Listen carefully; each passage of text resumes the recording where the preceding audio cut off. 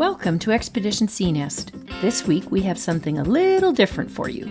For those of you who aren't good with change, me included, don't worry, we'll be back with our travels next week, I promise. Some of our viewers have been asking about what kind of vehicle and trailer we tow the boat with, what kind of hitch we use, highway driving tips, and more. This video is our attempt to answer a few of those questions. And as always, we love hearing from you, so leave us a comment in the section below.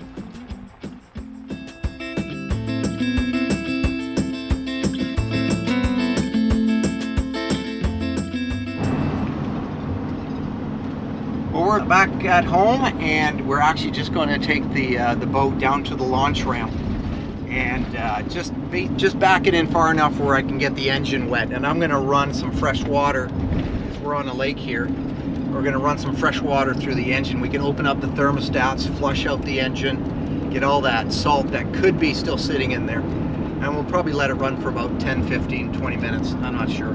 But until, I guess, until somebody else needs to get in there and use the ramp. But we're also going to discuss, what's a good tow vehicle, what it takes to make a good tow vehicle, and every tow vehicle is a personal preference. Like it's rare that somebody needs the exact same tow vehicle, because some people want maybe a pickup truck with a cap on the back, and so they might want an 8-foot box, where someone might be okay with a 5.5-foot box. Some people say, well, my boat's not that heavy, it's only 4,000 pounds, I could get by with maybe a half-ton. What Julia and I feel, with the amount of tongue weight that we have on this vehicle, which is, we're going to guess it's probably around that 900 pound range. So if we have 900 pounds sitting on the tongue on our hitch, we need a 3/4 ton, or at least a heavy duty half ton. So that has a towing package in it. This vehicle that we're driving right now, this is a Chevy Express, but it has and it's a 3/4 ton. Now it also has a what they call a Quigley 4-wheel drive package in it. If you've never heard of them before, the Quigley system is actually out of Pennsylvania, and it's famous. It's used, all over the north, anyways, and I mean, you see it all over the south too. People who do up their vans, who want to go 4-wheel driving, and whether they're serious 4-wheel drive people or they just need to get themselves out of a ditch or whatever. But up north, in the Arctic, you will see them. I mean, we use ours for polar bear photography. What? Yeah, that's right. We actually, this van is, we carry guests in this vehicle, and we do polar bear trips in the far north. And we drive through the tundra. We drive through just the most incredible conditions, like snow drifts, snowstorms, no roads on the tundra. And so what you need is a vehicle that can handle that, and that's what Quigley offers.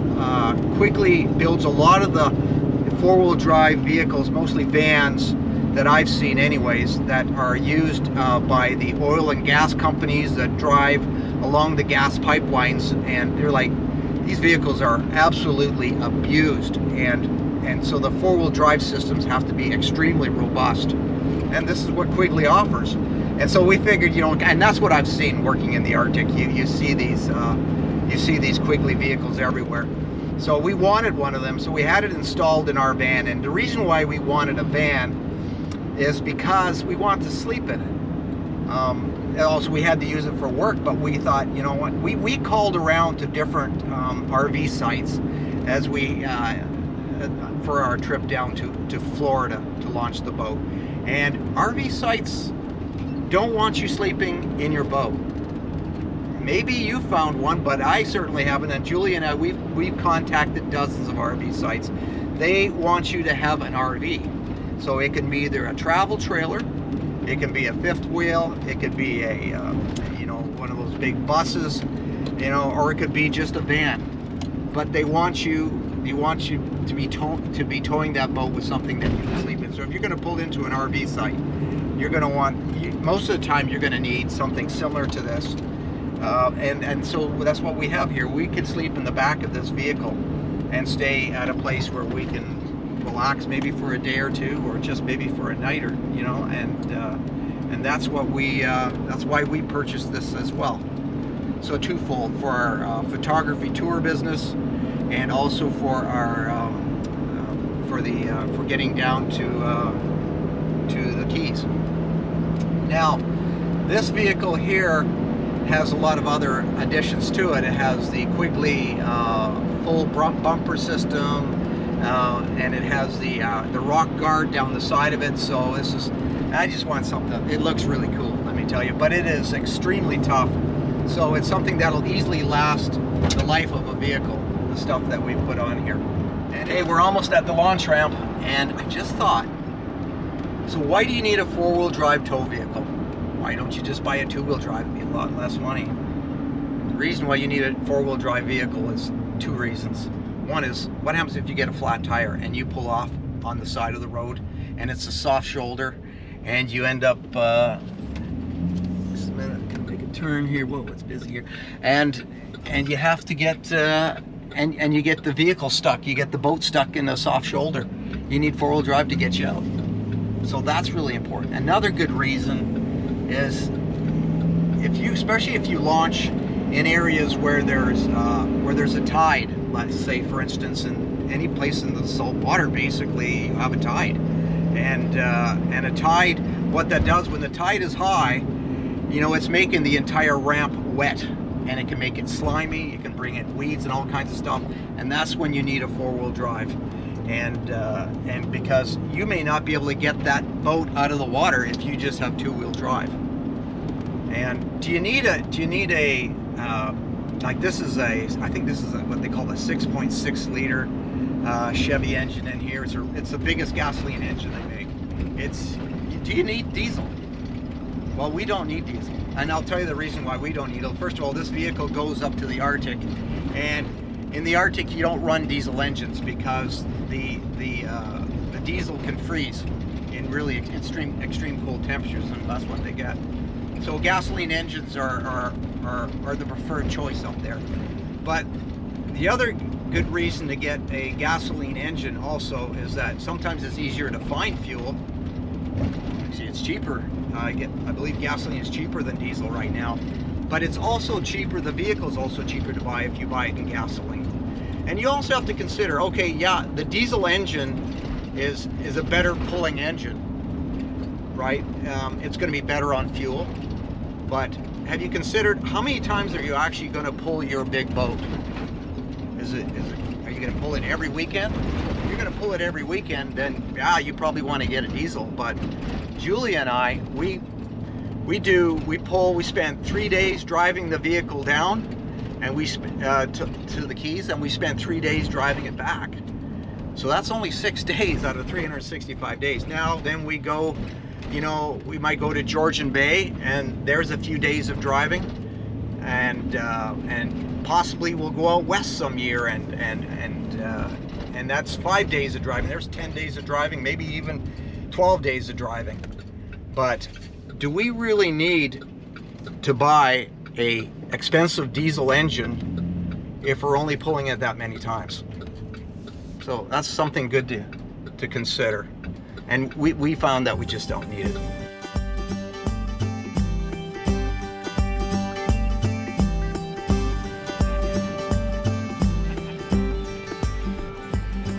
So I'm actually going to unplug the lights, and the reason is because I'm dumping it into really cold water, and if that water gets into and it touches the bulb, it's going to pop the bulb. Typically I wouldn't do that, especially if I was on a steep ramp. And that's another reason why you definitely want to have brakes on your trailer and not surge brakes. If you put surge brakes on your trailer, they don't work when you're backing up. They only work when you're forward, and you put your brakes on, you cause the weight of the trailer to come forward. You want hydraulic over electric, or electric over hydraulic, pardon me. So from here, it's electric.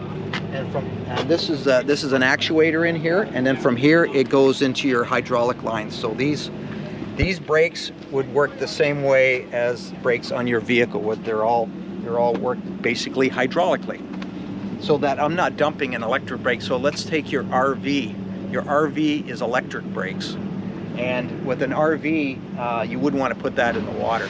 So this one here is designed to be put in the water. So we're actually going to unplug the lights now. I'm actually going to leave the straps on. I'm actually going to leave these straps on right now, and the reason is because we don't have to take them off. All I'm going to do is dump this, then dump the back end of this, the motor, the boat into the water, and I'm going to start the engine.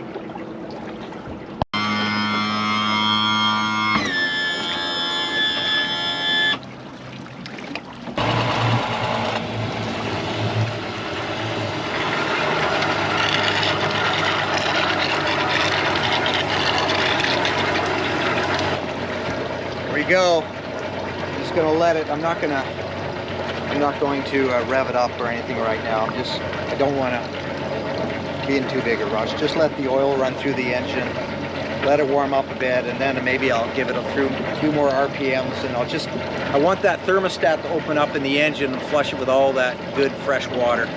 Get all that nasty salt stuff out of there. That is one dirty boat. It's got a lot of road grime on it. So we're just letting that engine warm up. I actually like the idea, so we're actually flushing the entire trailer off with fresh water too. Trailers are, I don't know, you know, it's all important. If you're gonna buy a trailer, you're gonna wanna make sure it's 100%. If you're gonna use it in salt water, you're gonna wanna make sure it's 100% aluminum. We bought a trailer during COVID. We could not get the trailer we wanted, and which was a full aluminum trailer. It also means it's lighter. Our trailer is a mixture of galvanized and aluminum, and I wouldn't say we're that happy with the trailer. We wish we had bought. We wish we could have got the trailer that that Ranger Tug had recommended to us, but we couldn't get that one. So, I mean, it's doing the job.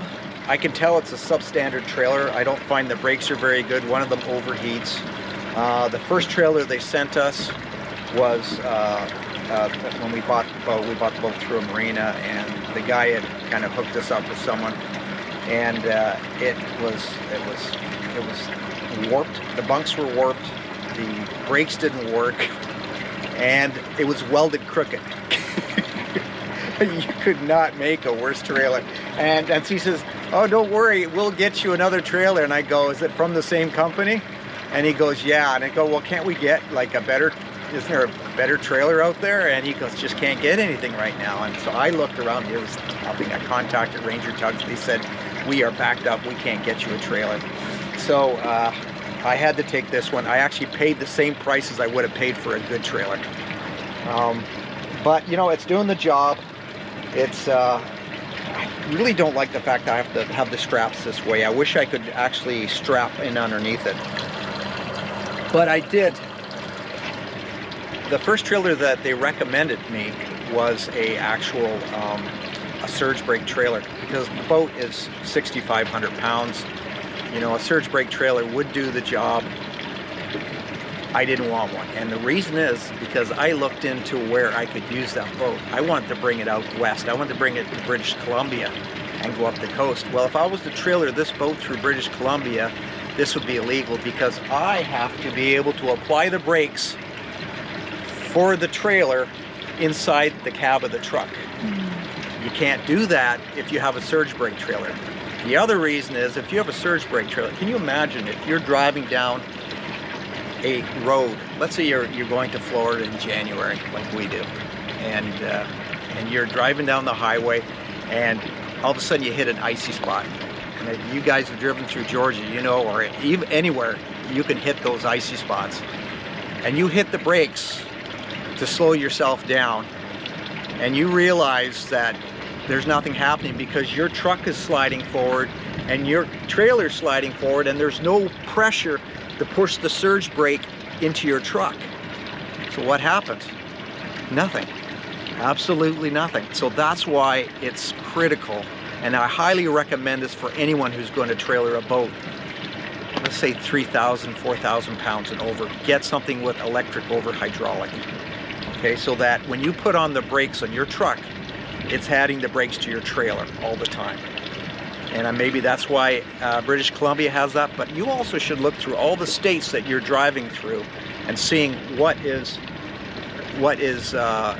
required, because I am sure there are some states like Ohio, possibly, maybe it's Pennsylvania. I was checking them out, and you really have to make sure that this is legal, what you're pulling through. I know that if you buy an electric over hydraulic, it is legal, and I recommend that for anybody.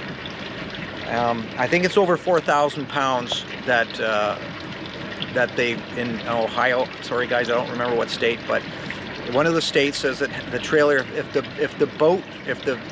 trailer and whatever it's towing is over 4,000 pounds, you have to be able to apply the brakes inside the truck cab. Okay, so that's. So you can actually tell when your engine is warm just by looking at the stream coming out of your outboard. If you look at here, that's still very cold. Mind you, the water's really cold, but you don't see a solid stream. And a lot of times you don't see that with the new engines today that have the thermostats in them. They're regulated so closely to get the optimum temperature in these engines. But I've actually put it in gear, and we're just going to let it run like this for maybe about 15-20 minutes until we know we've blown all the salt out of this engine, and that's it, and then we'll take it back again. So this is something else that I do when I get back up north, because I want to get all the salt water out of everything. Now I did down there because I winterized it, you know, because I wasn't sure what kind of conditions I'd be running into along my drive and once I get up north. So I actually ran antifreeze through, but I think we're pretty much over the coldest weather now. So what I've done is I've actually just opened up the seacocks for the head and for that runs the macerator. No, it does. Sorry, not the macerator, but it pumps the water into the head, and so that's been opened, and also the one to my air conditioning has been opened. And so now I'm running actually my air conditioning out here. It's cold out here, but we're running the air conditioning because I want to flush any remaining deposits of salt that could be in the system out. See the water stream here? See that it's more constant now? The water is still cold, but I know that the thermostats have opened up now. If I wanted to, I could rev the engine more up and get some more RPMs going. Maybe that would help. It's still cold. I just want to make sure I get through the entire water jacket of this engine, that everything's been flushed out.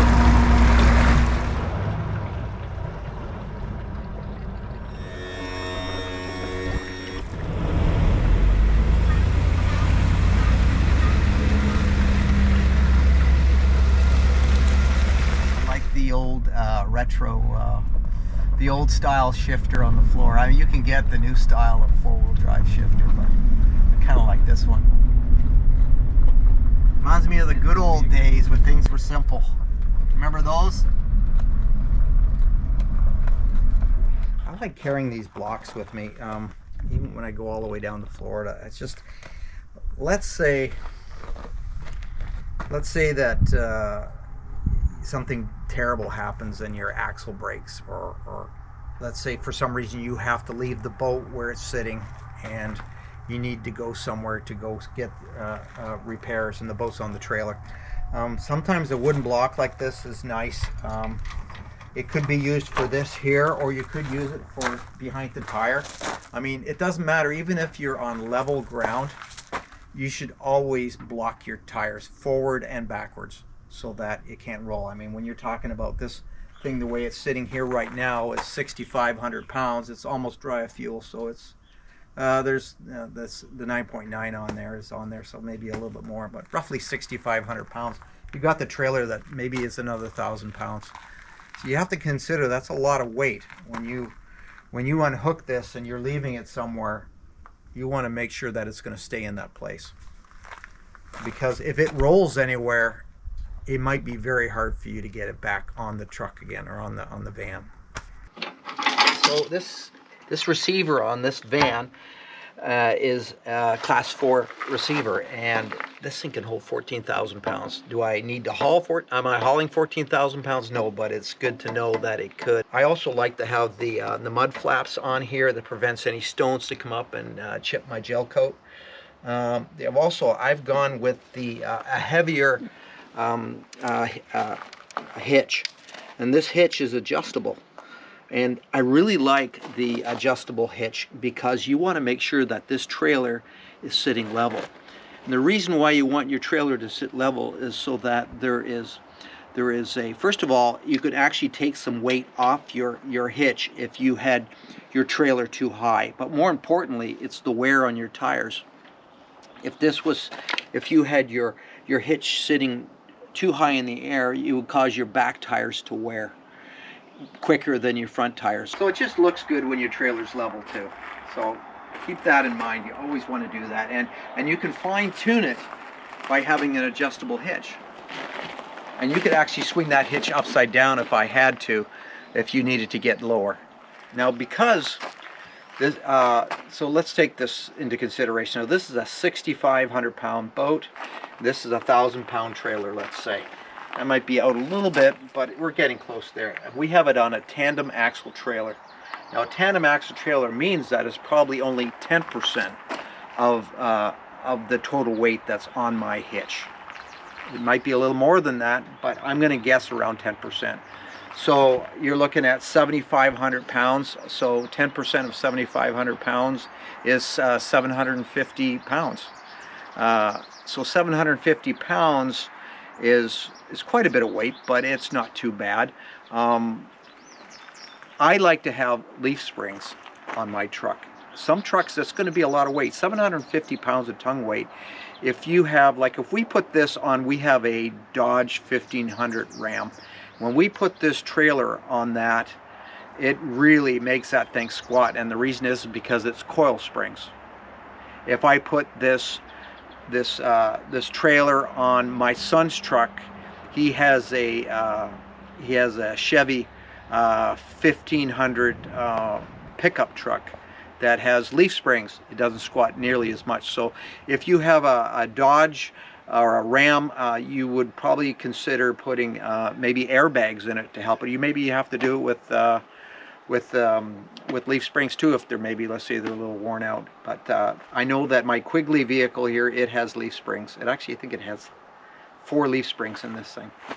So there's a little squatting, but it's not too bad. But it's nice to be able to fine adjust that with that hitch that's adjustable.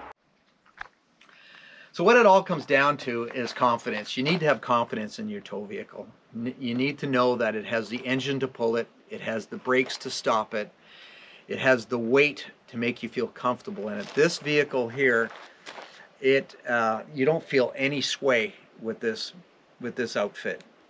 You can actually swing the steering wheel and it straightens out right away. There's nothing there.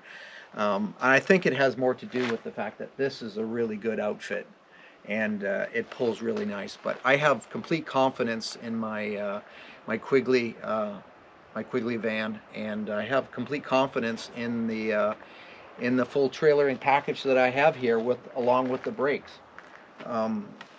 And I think it's important that you have that. And if you have to spend a little extra money to have that confidence, then you should. I hope you found that helpful. And if you did, please give us a thumbs up and possibly subscribe. Thanks.